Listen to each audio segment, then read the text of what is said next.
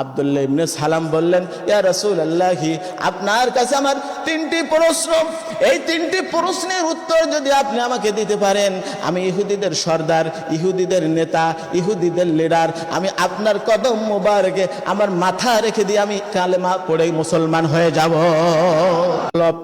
এক নাম্বার প্রশ্ন, আব্দুল্লাহ ইবনে সালাম বললেন, নবী মুহাম্মদ রাসূলুল্লাহ সাল্লাল্লাহু আলাইহি সাল্লাম, আপনার কাছে এক নম্বর প্রশ্ন, আল্লাহ পাক জান্নাতবাসীদেরকে সর্বপ্রথম কি দিয়ে মেহমানদারি করবেন? আর 2 নম্বর প্রশ্ন হলো, এই পৃথিবীতে অনেক সন্তান পিতার চেহারার রূপ নেয়, মায়ের চেহারার রূপ নেয়, এর কারণটা কি? আর 3 নম্বর প্রশ্ন হলো, আখিরি জামানার সর্বশ্রেষ্ঠ প্রশ্ন ওই দিন আব্দুল্লাহ ইবনে সালাম করেছিলেন, আমরা কিয়ামতের কথা শুনেছি, কিয়ামত একদিন হবে, পৃথিবী ধ্বংস হবে, কিন্তু কিয়ামতের সর্বপ্রথম আলামত কোনটি? এই 3টি প্রশ্নের উত্তর যদি আপনি দিতে পারেন, আমি আব্দুল্লাহ ইবনে সালাম আপনার হাতে হাত রেখে কালেমা পড়ে মুসলমান হয়ে যাব। নবীজি সাল্লাল্লাহু আলাইহি সাল্লাম হিজরতের রাতে আলীকে ঘরের মধ্যে রেখে দিলেন। কিভাবে রাখলেন? নিজের চাদরখানা আলীর গায়ে দিয়ে দিলেন, যে আলী, আমি এই চাদরের নিচে ঘুমাই, আজকের রাতের ঘুম হবে তোমার। বলো সুবহানাল্লাহ। আলী, আমি চলে গেলাম, মদিনাতে চলে যাচ্ছি, তুমি আমার সাথে দেখা করবে অতি শীঘ্রই। বলে সুবহানাল্লাহ। মক্কা থেকে দিনের নবী মদিনাতে যায়, মোহাব্বতের মায়ায় নবী ফিরে ফিরে চায়। মাতৃভূমি, জন্মভূমি ছেড়ে নবীজি চলে যাচ্ছেন আলীকে বিছানায় রেখে। আলী রাদিয়াল্লাহু তাআলা আনহু কোনো কথা বললেন না, কোনো কিছু জিজ্ঞাসা করলেন না। নবীজিকে বললেন, ইয়া রাসূলুল্লাহ, আপনার চাদরটা দেন, আমি আপনার বিছানার মধ্যে শুয়ে পড়লাম। সুবহানাল্লাহ। কাফেররা চারিদিকে ঘিরে আছে। নবীজি চলে গেলেন, কত জমে বলছিলাম, সকল কাফেররা অপেক্ষা করতেছেন যে মুহাম্মদকে হত্যা করতে হবে। আল্লাহ সুবহানাহু ওয়া তাআলা সূরা আনফালের 30 নম্বর আয়াতে রব্বুল আলামিন বলেন, ওয়াইয ইয়ামকুরু বিকাল্লাযীনা কাফারু লিইসবিতুকা আও ইয়াকতুলুকা আও ইয়াখরুজুক ওয়া ইয়ামকুরুনা ওয়া ইয়ামকুরুল্লাহ ওয়াল্লাহু খায়রুল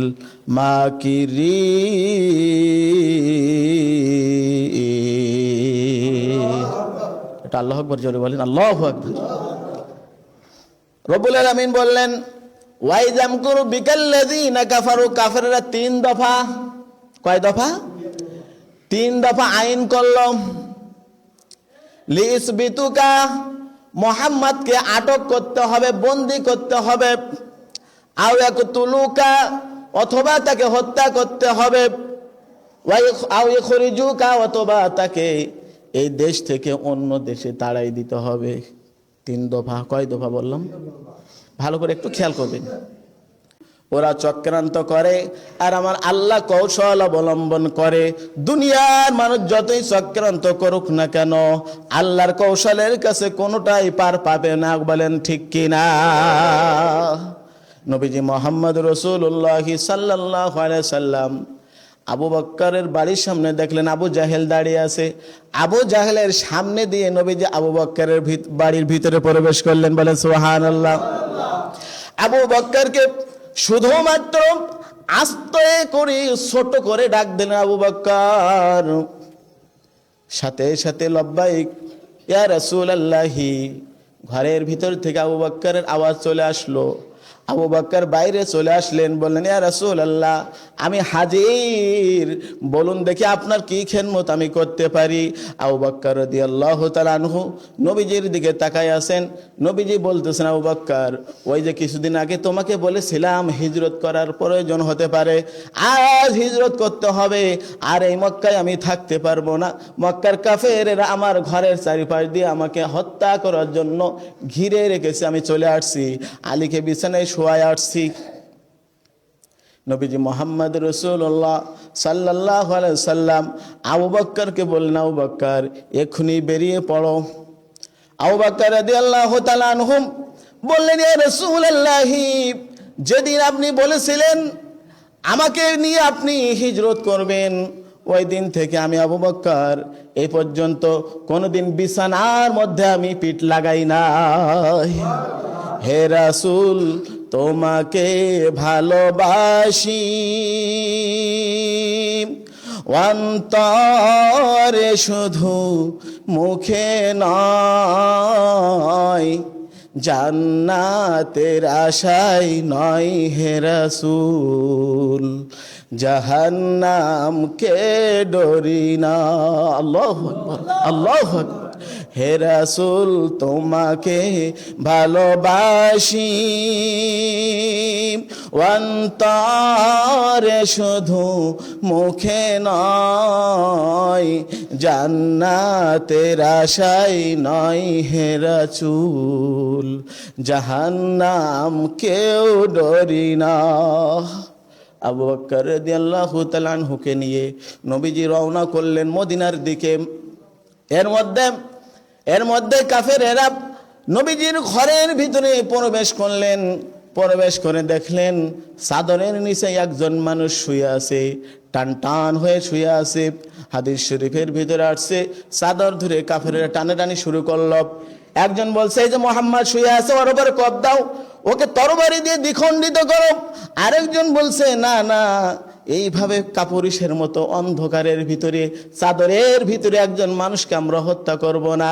চাদরটা খুলে দেখি এর ভিতরে নূরানী চেহারা নবী মুহাম্মদ রাসূলুল্লাহকে এক নজর আমরা দেখতে চাই। কাফেরদের মধ্যেও দেখেন কিছু মানুষের কথা কেমন, কিন্তু যখন চাদর ধরে টানাটানি শুরু করল, আলী রাদিয়াল্লাহু তাআলা আনহু শক্ত করে চাদরটি ধরে রাখলেন। যতই টানি আলী রাদিয়াল্লাহু ততই শক্ত করে ধরে, এবং তিনি মনে মনে চিন্তা করলেন, কাফেরেরা যতই টানুক না কেন আমার মুখ আমি এক্ষুনি বের করব না, এতে করে সময় ক্ষেপণ হবে, নবী মুহাম্মদ রাসূলুল্লাহ একটু অনেক দূরে যেতে পারবে। সুবহানাল্লাহ, একটু অনেক দূরে যেতে পারবে। কাফেররা টানাটানি করলো। অনেকক্ষণ পরে আলী রাদিয়াল্লাহু তাআলা আনহু মুখখানা বের করে দিলেন। কাফেররা বললেন, কই, এ তো দেখছি আলী, মোহাম্মদ কোথায় গেল, মোহাম্মদ কোথায় গেল? আলী রাদিয়াল্লাহু তাআলা আনহু বললেন, ও কাফেরেরা, তোমাদের জন্য একটা সংবাদ আছে, তোমরা ব্যস্ত হয়ো না। তোমাদের যত আমানত ছিল নবী মুহাম্মদ রাসূলুল্লাহ সাল্লাল্লাহু আলাইহি সাল্লামের কাছে, আমানতগুলো আগে বুঝে নাও, তারপর মুহাম্মাদের খোঁজ নিও। সুবহানাল্লাহ। আলী রাদিয়াল্লাহু তাআলা আনহু তিনি চেষ্টা করতেছেন একটু সময় ক্ষেপণ করার জন্য, যাতে করে নবী মুহাম্মদ রাসূলুল্লাহ মদিনার পথে একটু বেশি দূরে যেতে পারে, কাফেরেরা যেন তাকে হত্যা করতে না পারে, তার পাশ যেন ধরতে না পারে। আলী রাদিয়াল্লাহু তাআলা আনহু সকল কাফেরদের আমানতগুলো বুঝিয়ে দিলেন। যেভাবে রেখেছিল তাদের সম্পদ, আমানত রাখছিল কার কাছে বলেন তো দেখি? নবীজির কাছে আমানত রাখছিল। সকল আমানতগুলো আলী রাদিয়াল্লাহু তাআলা আনহু কাফেরদের কাছে বুঝাই দিলেন। বলেন সুবহানাল্লাহ। কাফেররা দৌড় দিল আবু বকরের বাড়ির দিকে। কোথায় দৌড় দিল? আবু বকরের বাড়ির দিকে দৌড় দিল। দৌড় দিয়ে দেখে আবু বকরের বাড়ির সামনে নেতাজি আবু জেহেল দাঁড়ায় আছে। সবাই বলল, নেতাজি সর্বনাশ হয়ে গিয়েছে, মুহাম্মদ কখন যে চলে গেছে আমরা কেউ দেখতে পাই নাই। তখন আবু বকর রাদিয়াল্লাহু তাআলা আনহু এবং নবীজি অনেক দূরে চলে গেছেন। বলেন সুবহানাল্লাহ। আবু জাহেল বলল, কি সর্বনাশ, আমি তো এখানেই দাঁড়িয়েছিলাম, কখন গেল, কোথায় গেল, কিভাবে গেল, আমি তো কিছুই বলতে পারি না। এদিকে আবু বকর রাদিয়াল্লাহু তাআলা আনহু যখন যাচ্ছিলেন, বারবার নবীজিকে বলতেছিলেন, ইয়া রাসূলুল্লাহি, ওই যে আবু জাহেলকে দেখা যায়, ও কিন্তু আমাদেরকে দেখে ফেলবে, একটু গোপনে যাওয়ার জন্য চেষ্টা করেন। নবী মুহাম্মদ রাসূলুল্লাহ সাল্লাল্লাহু আলাইহি সাল্লাম বললেন, আবু বকর কথা বলো না, সামনে চলো, সামনে চলো। আবু বকর কিছু দূর যেই বললেন, ইয়া রাসূলুল্লাহ, আবু জাহেলের সামনে দিয়ে আমরা চলে আসলাম, কিন্তু আবু জাহেল তো কোনো কিছু বলল না। নবী মুহাম্মদ রাসূলুল্লাহ বললেন, আমরা যখন আবু বকর এবং আমি যখন আবু জাহেলের সামনে দিয়ে চলে আসতেছিলাম, এমন একটি পর্দা আবু জাহেলের চোখে আল্লাহ দিয়েছিল, দুনিয়ার সবকিছু দেখতে পেলেও আমাদেরকে সে দেখতে পায় না। আবু জাহেল ঘোষণা করে দিল, কেউ যদি মুহাম্মাদের কল্লা আনতে পারো, আমি তাকে 100 এই মক্কার লাল উট দান করব। এই প্রতিযোগিতায় কাফেরেরা দৌড় দিল। নবীজি আবু বকর রাদিয়াল্লাহু তাআলা আনহুকে নিয়ে একটি পাহাড়ের গুহায় আশ্রয় নিলেন। সওর পর্বত নামে যে পাহাড়টি, এই পাহাড়ের গুহার মধ্যে 3 দিন পর্যন্ত অবস্থান করলেন। বলেন সুবহানাল্লাহ। নবীজি ওখান থেকে রওনা দিলেন 3 দিন পরে। যেতে যেতে সন্ধ্যার পরে নবীজির ক্ষুধা পেয়েছে, আবু বকর রাদিয়াল্লাহু তাআলা আনহুর ক্ষুধা পেয়েছে। বললেন, আবু বকর দেখো দেখি কোথায় একটু খাদ্যের ব্যবস্থা হয় নাকি। নবীজি সাল্লাল্লাহু আলাইহি সাল্লামকে নিয়ে আবু বকর রাদিয়াল্লাহু তাআলা আনহু রাস্তার পাশে একটি বাড়ির ভিতরে প্রবেশ করলেন। বাড়ির ভিতরে যেয়ে সালাম দিলেন, বললেন, বাড়িতে কেউ আছে নাকি? বাড়ির ভিতর থেকে একটি আওয়াজ ভেসে আসলো, একজন মায়ের আওয়াজ ভেসে আসলো। বলল, মা, আমরা 2 জন মুসাফির মানুষ মদিনার পথে রওনা দিয়েছি, আমাদের প্রচণ্ড ক্ষুধা পেয়েছে। 3 দিন পর্যন্ত আমরা একটি পাহাড়ের গুহার মধ্যে ছিলাম, যদি খাওয়ার কোনো ব্যবস্থা থাকে তাহলে আমাদেরকে একটু খাওয়ার ব্যবস্থা করেন।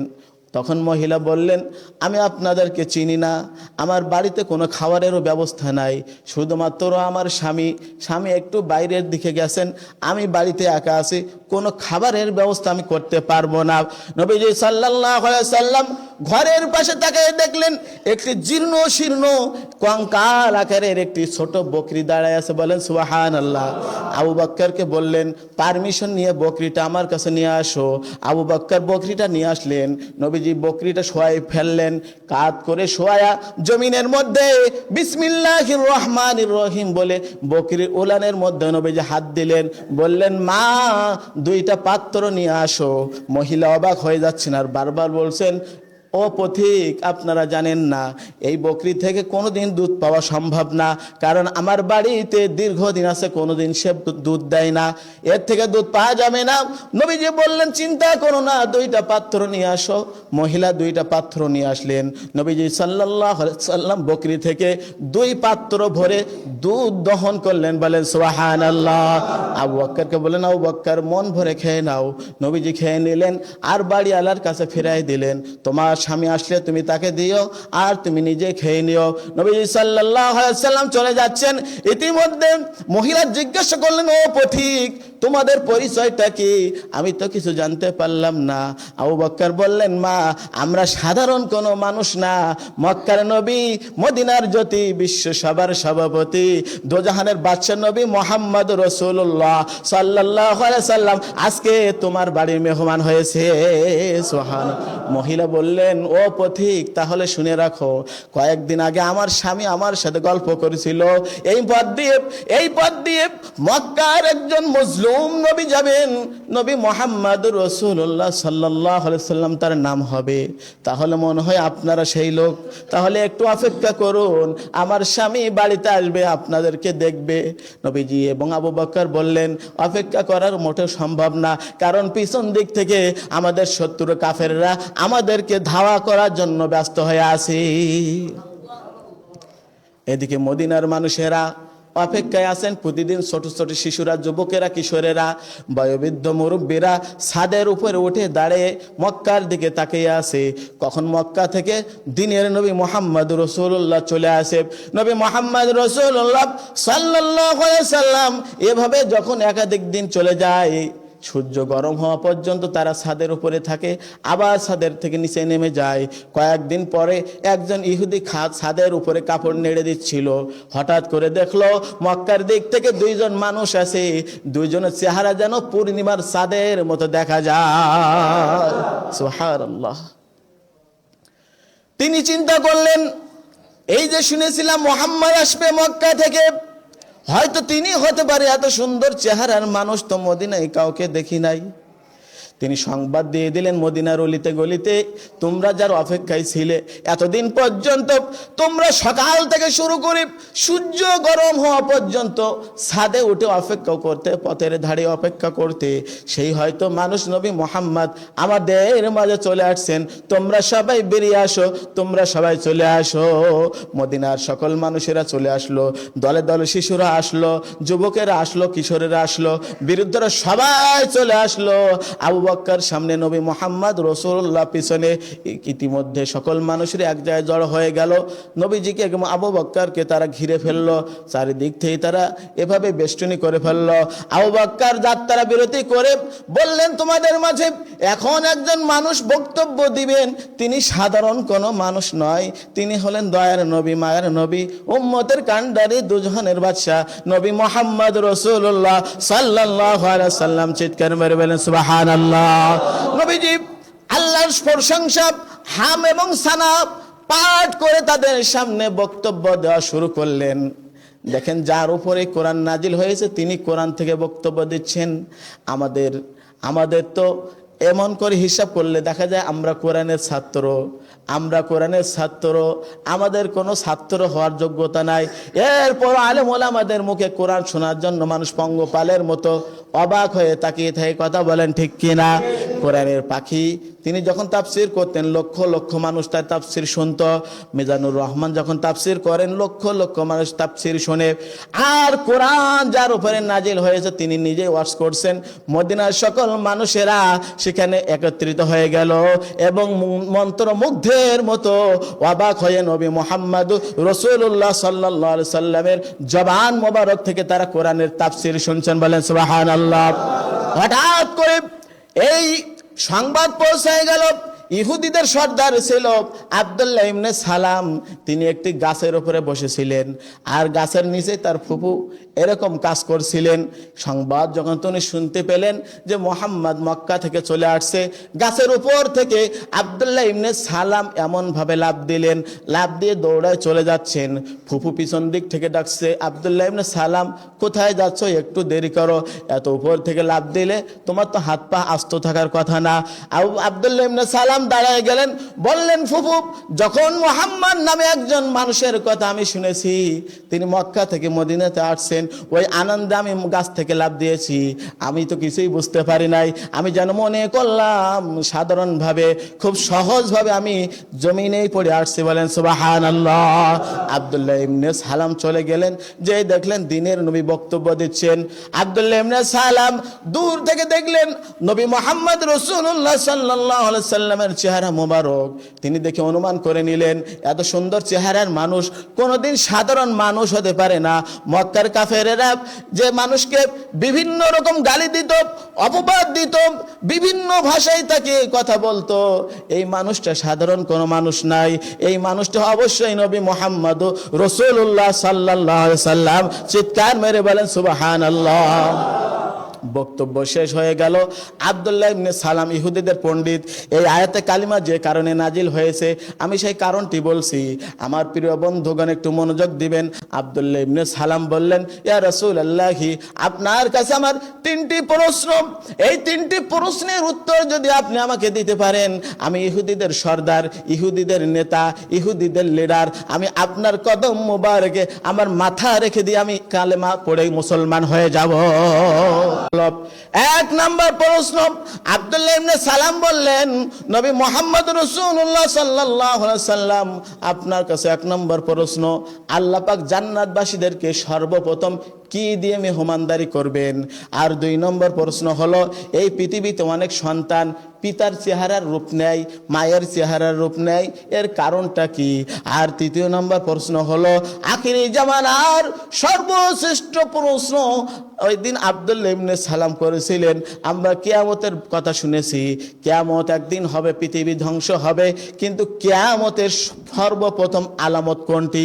এই তিনটি প্রশ্নের উত্তর যদি আপনি দিতে পারেন, আমি আব্দুল্লাহ ইবনে সালাম আপনার হাতে হাত রেখে কালেমা পড়ে মুসলমান হয়ে যাব। নবীজি বললেন, আব্দুল্লাহ ইবনে সালাম, আমি তোমার প্রশ্ন শুনেছি। কিছুক্ষণ নবীজি চুপ করে থাকলেন, কোনো কথা বললেন না। এরপরে বললেন, আব্দুল্লাহ ইবনে সালাম, চিন্তা করো না, তোমার 3টি প্রশ্নের উত্তর আমি ইতিমধ্যে পেয়ে গেছি। বলেন সুবহানাল্লাহ। আব্দুল্লাহ ইবনে সালাম এর মধ্যে আরেকটা প্রশ্ন করলেন, বললেন, মুহাম্মদ আপনি একটু দেরি করলেন কেন? আপনি দেরি করলেন কেন? কারণটা জানতে চাই। মুহাম্মদ সাল্লাল্লাহু আলাইহি সাল্লাম বললেন, আব্দুল্লাহ ইবনে সালাম, মা ইয়ানতিকু আনিল হাওয়া ইন হুয়া ইল্লা ওয়াহয়ুন ইউহা। আমি আমার নিজের থেকে কোনো কথা বলি না, আল্লাহ পাক আমাকে যেটা বলতে বলেন আমি ওই কথাটা বলি। আমি একটু চুপ করেছিলাম, কারণটি হলো ইতিমধ্যে জিবরিল আমিন আমার কানের গোড়ায় এসে এই 3টি প্রশ্নের উত্তর আমাকে জানাই দিয়ে গেছেন। বলেন সুবহানাল্লাহ। টাইম ইজ ওভার, আর বলতে পারবো না, সময় অনেক শেষ হয়ে গেছে। অনেক লম্বা কথা ছিল, আমাদের এখান থেকে শিক্ষাও ছিল। আজকে পর্যন্ত আল্লাহ পাক তৌফিক দিলে আমরা আগামী জুমা ইনশাআল্লাহ এর বাকি আলোচনা শুনবো।